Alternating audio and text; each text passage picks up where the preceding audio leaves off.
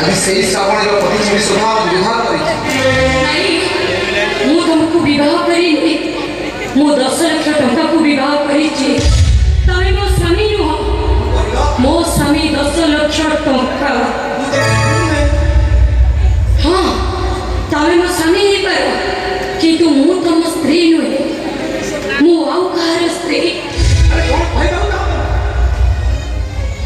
ମୋ ସ୍ୱାମୀଙ୍କ brain operation ପାଇଁ 10 ଲକ୍ଷ ଟଙ୍କା ଦରକାର। ସେଥିପାଇଁ ମୁଁ ତମକୁ ବିବାହ କରିଛି। ମୋ ସ୍ୱାମୀଙ୍କ ଜୀବନ ପାଇଁ ମୁଁ ଆଜି ପରପୁରୁଷକୁ ସ୍ୱାମୀ କରିଛି।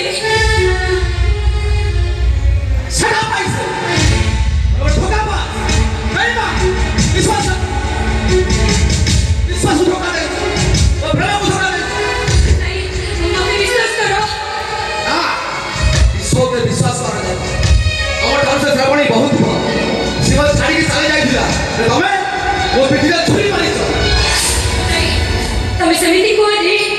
ମୁଁ ସତ କହୁଛି। ମୁଁ ଏଇ ଶଙ୍ଖା ସିନ୍ଦୁରର ନିୟମ କାହିଁ କହୁଛି। ମୁଁ ମୋ ପ୍ରଥମ ସ୍ୱାମୀଙ୍କୁ ଭୁଲି ଯିବି। କେବଳ 10 ଲକ୍ଷ ଟଙ୍କା ନେଇ ମୁଁ ତାଙ୍କଠାରୁ ଫେରି ଆସିବି। ଠିକ ଅଛି, ମୁଁ ତୁମ ଗୋଟେ ଦିନ ସମୟ ଦେଉଛି। ପରେ ପରେ ଯେତେ ଶୀଘ୍ର ପାରୁଛ ଟଙ୍କାଟା ଦେଇ ନିଜ ସ୍ୱାମୀଙ୍କ ହାତରେ ଚାଲି ଆସିବ। ନିଶ୍ଚୟ ଆସିବି ଅଂଶନ ବାବୁ, ନିଶ୍ଚୟ ଆସିବି।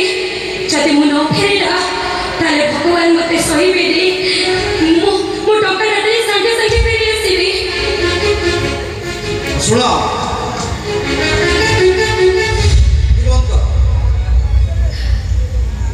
ରାକ୍ଷୀ ବନ୍ଦ କର।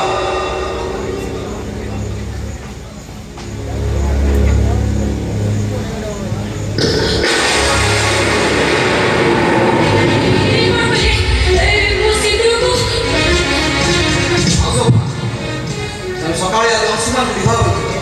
ଆଉ ସନ୍ଧ୍ୟା ନ ହେବାରୁ ବିଧବା ହୋଇଗଲ। ବିଧବା ଅଂଶୁମାନ ବାବୁ, ହଁ ସୋଫା, ତମର ଏ ହତ ଅଂଶୁମାନ ଆଜି ମରିଯିବ। ମନ ଇଚ୍ଛା ଯୁଆଡ଼େ ଯାଇପାର, ଆଉ ଫେରିବା ଦରକାର ନା। ଆଉ ଅଂଶୁମାନକୁ ଫେରିବା ଦରକାର ନା। ଯାଅ ସୋଫା, ତମର ଡେରି ହେଇଯାଉଛି। ଅଂଶୁମାନ ବାବୁ, ଆରେ 10 ଲକ୍ଷ ତମେ ଭଗବାନ। ଏ ସୋଫା, ଏ ଥିଲା ଆମ ପିଲାଦିନର ବାହାଘର।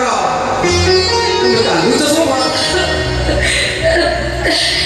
ନାଇଁ, ମତେ ଆଜି କାନ୍ଦିବାକୁ ଦିଅ।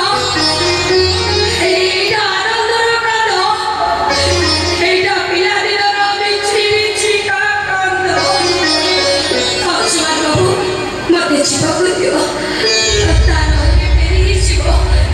କେତେ ଆଶା କରିଥିଲି ତମକୁ ପାଇ ଶ୍ରାବଣୀକୁ ଭୁଲିଯିବି। ତମରି ଭିତରେ ଶ୍ରାବଣୀକୁ ପାଇଯିବି। ଶ୍ରାବଣୀ ମୋତେ ମିଳିଯିବ। ଶ୍ରାବଣୀ ମୋର ହେଇଯିବ। ଅଂଶୁମାନ ବାବୁ, ତମ ଭଳି ଦେବୀକି ବାନ୍ଧିବାର ଶକ୍ତି ମୋ ପାଖରେ ନାହିଁ। ଯାଉ ସୋଫା, ଗଲାବେଳେ ଈଶ୍ୱରଙ୍କ ନିକଟରେ